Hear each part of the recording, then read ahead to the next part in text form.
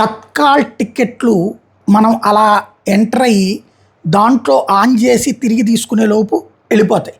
డబ్బులు పే చేసే లోపు వెళ్ళిపోతుంటాయి, ఖాళీ అయిపోతుంటాయి. ఇప్పుడు టికెట్లకి తత్కాల్ టికెట్ల బుకింగ్కి సంబంధించి ఐఆర్సీటీసీ కొత్త ఆన్లైన్ రిజర్వేషన్ వ్యవస్థ తీసుకొచ్చింది.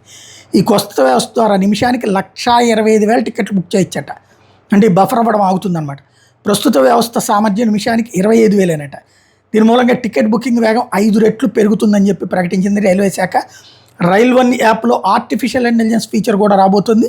AI feature Tatkal ticket confirm అవుతుందా లేదా, వెయిటింగ్ టికెట్ కన్ఫామ్ అయ్యే అవకాశాల మీద 90% ఖచ్చితత్వంతో అంచనా వేసేటటువంటి అవకాశం ఉంటుంది. అంటే మన రైల్వే శాఖలో ఏఐ ఆర్టిఫిషియల్ ఇంటెలిజెన్స్ ఉపయోగించబోతూ ఉండటం అన్నటువంటిది ముఖ్యమైనటువంటి పరిణామం. రాబోయే రోజుల్లో దాన్ని ఆచరణలోకి తీసుకురాబోతూ ఉన్నారు, అమలు చేయబోతూ ఉండటం అన్నటువంటిది మంచి పరిణామం.